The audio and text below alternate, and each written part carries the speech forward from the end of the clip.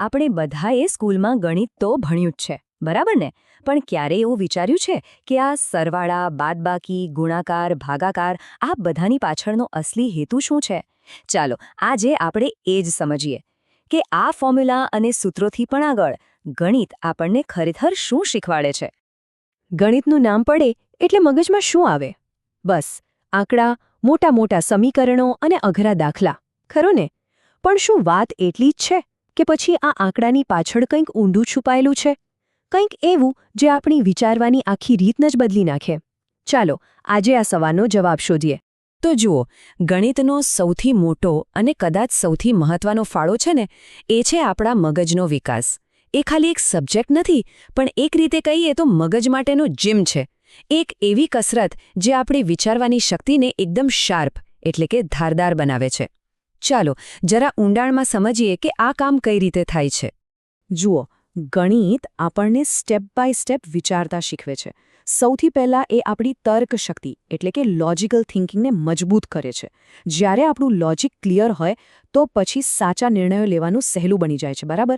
અને જ્યારે આ બંને વસ્તુઓ તર્કશક્તિ અને નિર્ણય લેવાની ક્ષમતા ભેગી થાય ત્યારે દુનિયાની કોઈ પણ સમસ્યા હોય એને એકદમ વ્યવસ્થિત રીતે ઉકેલી શકાય છે. એટલે આખી વાતનો સાર એ છે કે ગણિતનો હેતુ ખાલી જવાબ લઈ આવવાનો નથી. ના, એનો અસલી હેતુ તો જવાબ સુધી પહોંચવાનો રસ્તો કેવી રીતે બનાવવો એ શીખવવાનો છે. અને આ જે વિચારવાની રીત છે ને, એવી જોરદાર છે કે ખાલી ગણિતના દાખલામાં જ નહીં પણ જિંદગીના દરેક પગલે કામ લાગે છે. હવે એવું નથી કે ગણિતની વાત ખાલી મગજના વિકાસ પર જ પૂરી થઈ જાય. અરે આ તો બીજા કેટલાય વિષયોનો પાયો છે. એમ સમજો કે ગણિત એક એવી માસ્ટર કી છે, એક એવી ભાષા છે જે જ્ઞાનના બીજા કેટલાય દરવાજા ખોલી નાખે છે. તમે વિચારી જુઓ, ફિઝિક્સ અને કેમિસ્ટ્રીના નિયમો હોય કે પછી કમ્પ્યુટરના કોડિંગમાં વપરાતા એલ્ગોરિધમ્સ, દરેક જગ્યાએ ગણિત જ ગણિત છે. એટલું જ નહીં, તમે સોશિયલ સ્ટડીઝમાં અર્થશાસ્ત્રના આંકડા જુઓ કે પછી બિઝનેસમાં એકાઉન્ટિંગના હિસાબો, ગણિત વગર તો પાંદડું પણ ન હાલે. ખાસ કરીને આજના ટેકનોલોજીના જમાનામાં તો ગણિતનું મહત્વ અનેક ગણું વધી જાય છે. આપણે જે પણ નવી શોધો જોઈએ છીએ, જે પણ ટેકનોલોજી વાપરીએ છીએ, એ બધાની પાછળ વિજ્ઞાન છે. અને એ વિજ્ઞાનનો પાયાનો પથ્થર એ ગણિત છે. સાચું કહું તો ગણિત વગર આજની આધુનિક દુનિયાની કલ્પના કરવી પણ મુશ્કેલ છે. અચ્છા, અત્યાર સુધી આપણે મોટી મોટી વાતો કરી, મગજનો વિકાસ, બીજા વિષયો, પણ ગણિત ખાલી સ્કૂલ કોલેજના પુસ્તકોમાં જ નથી હોતું. એ તો આપણા રોજબરોજના જીવનમાં વણાયેલું છે. કદાચ આપણને ખ્યાલ પણ નથી આવતો, પણ આપણે દરરોજ કેટલીય વાર ગણિતનો ઉપયોગ કરીએ છીએ. ચાલો આના પર એક નજર કરીએ. ગણિત એક મૂળભૂત વિષય તો છે જ, પણ એનાથી આગળ એ આપણા વિચારોને એક વૈજ્ઞાનિક અભિગમ આપે છે. એટલે કે તાર્કિક અને પદ્ધતિસર વિચારવાની ટેવ પાડે છે.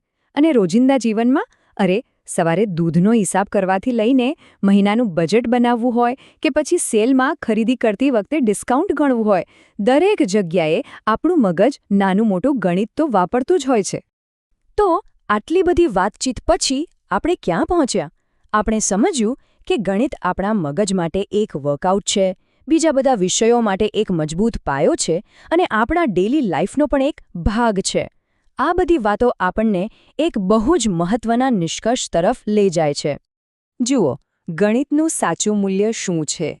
એ માનસિક શક્તિ વધારે છે, ભણવામાં બીજા વિષયોને સપોર્ટ કરે છે અને રોજિંદા જીવનમાં પણ કામ આવે છે. પણ આ બધાથી ઉપર ગણિત એ વિચારવાની એક સાર્વત્રિક ભાષા છે. એક એવી ભાષા જે કોઈ પણ દેશ કે સંસ્કૃતિ પર આધારિત નથી.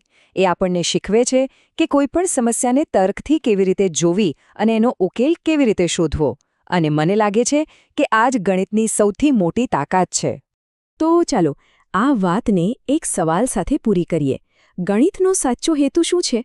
દાખલામાં પેલા એક્સની કિંમત શોધી લાવવી કે પછી એ એક્સ સુધી પહોંચવા માટે જે વિચારવાની રીત છે એને વિકસાવવી? જવાબ શોધવો કે જવાબ સુધી પહોંચવાનો રસ્તો બનાવતા શીખવું?